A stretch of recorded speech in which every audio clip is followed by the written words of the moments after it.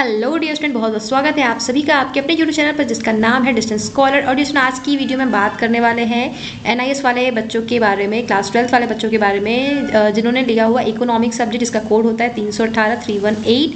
और ये उन बच्चों के बारे में है जिन्होंने पब्लिक एग्जामिनेशन में एडमिशन लिया हुआ है, चाहे आपने अप्रैल में लिया हो, चाहे अक्टूबर में लिया हो, किसी भी ईयर में लिया हो, किसी भी सेशन में लिया हो आपने, डजेंट मैटर, क्योंकि यही आपका जो सिलेबस है, न्यू सिलेबस है, यही अब आपके एग्जामिनेशन में रिपीट होने वाला है। इसी सिलेबस के बेसिस पे ही आपके एग्जामिनेशन बनने वाले हैं।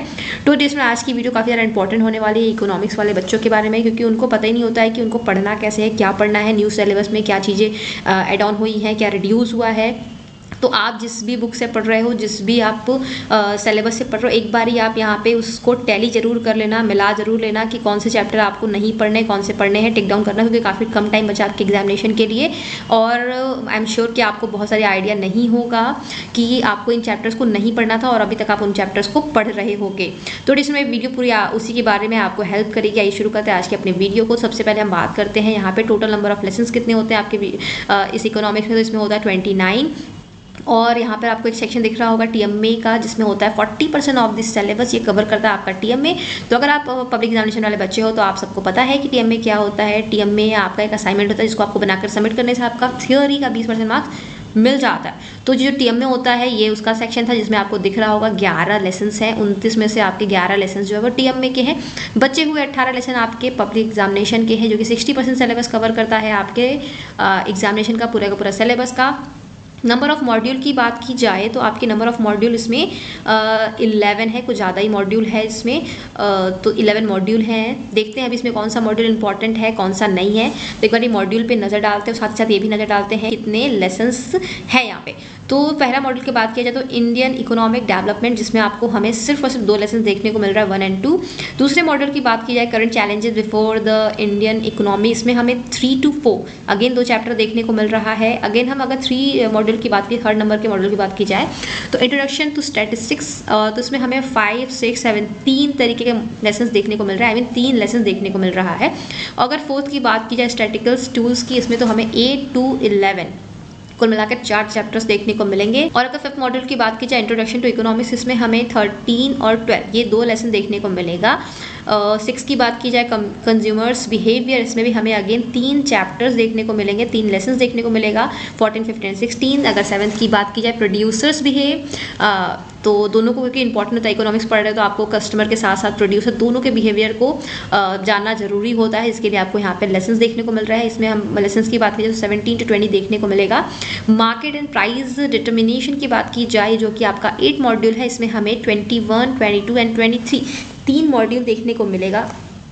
आई मीन 3 चैप्टर्स देखने को मिलेगा।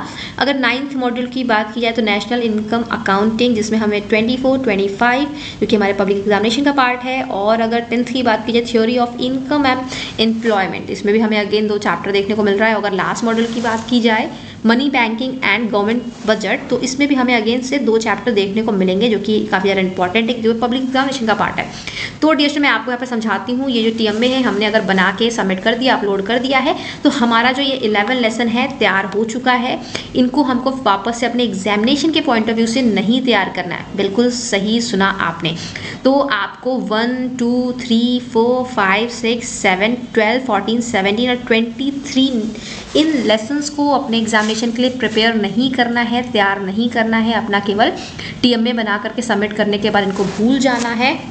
तो डियर स्टूडेंट देखा ना, अगर जो बच्चे जिनको पता नहीं होता है सिलेबस कैसे तैयार करना है, वो क्या करते हैं मॉड्यूल 1, 2, 3, 4 ऐसे करके तैयार करने लगते हैं। तो आप देखो तो यहाँ पे मॉड्यूल 1, 2, 3 तो आपके एग्जामिनेशन का पार्ट ही नहीं है। ये तो आपके एग्जामिनेशन में इससे क्वेश्चन आएगा ही नहीं, ये तो आपके एग्जामिनेशन में वैल्यू ही नहीं ऐड कर रहा है। तो इनको तैयार मत करना गलती से भी। करना क्या है आपको, 8 लेसन 8, 9, 10, 11, 13, 15, 16, 18, 19, 20, 21, 22, 24, 5, 6, 7, 28 एंड 29। तो ये जो आपके यहाँ पे 18 चैप्टर्स थे, ये आपके एग्जामिनेशन में आने वाले हैं, जिसमें से आपके मॉड्यूल 4 तो काफ़ी इंपॉर्टेंट दिख रहा है क्योंकि इसमें सारे ही जो चैप्टर हैं वो आपके एग्जामिनेशन के लिए ही बेस्ड हैं, ठीक है।